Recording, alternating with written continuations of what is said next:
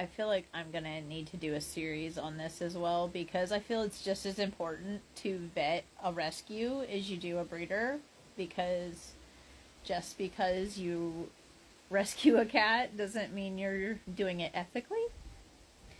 And not all rescues, just like not all breeders, are created equal. There are bad breeders and good breeders, and there are bad rescues and good rescues.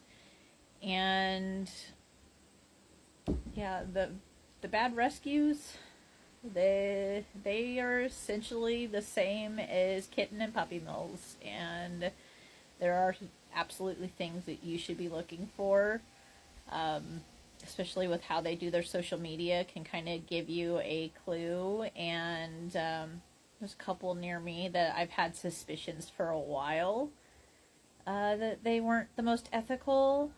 And today that was unfortunately confirmed for me by somebody that personally knows who runs this rescue. And I had to give them some advice on what they should do for the health of the cats, but also the health of the kid that is involved. Unfortunately, he doesn't have a choice with the rescue. And that's all I'm really going to say on that. But these rescues should be vetted just like a breeder.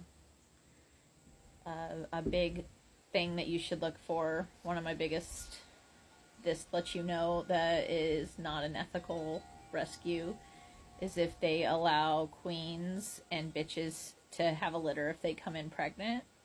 They should be spay aborting them. Those resources should not be going into bringing more lives into this world, especially they could be lives that aren't healthy, and they take all those resources away from animals that are here already and they need those resources. And that sounds heartless.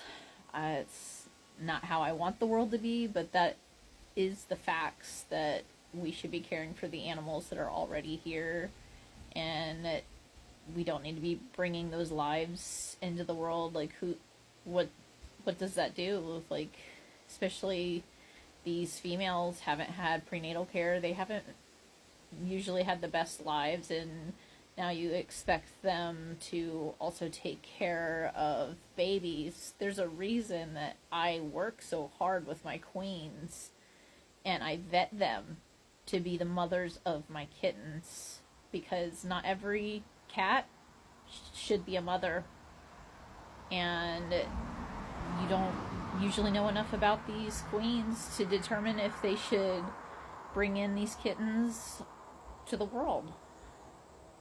So that is my biggest thing, that if you're not sure about a rescue, look at their social media, and if they are posting a lot of puppies and kittens, or they're posting about a pregnant queen or bitch, that they're going to have puppies, kittens available from that, that's not ethical.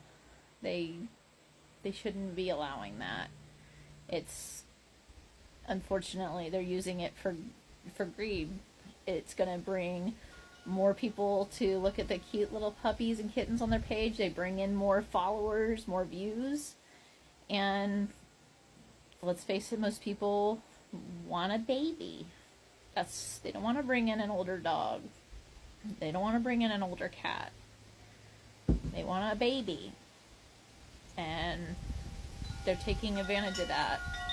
You know, they talk about us breeders taking advantage of people, and that's debatable and true at the same time in some aspects, but rescues are doing the same thing. And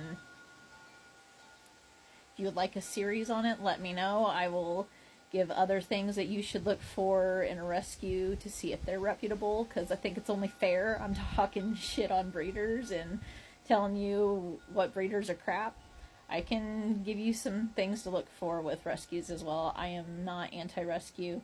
I love rescues. I think it's great, but I also don't think you're automatically a wonderful person because you've rescued an animal or you go through rescue. Like, they can be just as unethical as a breeder, and you owe it to the animals and to yourself to do your homework, because if you're supporting an unethical rescue, you are usually supporting animals suffering, and that's never okay.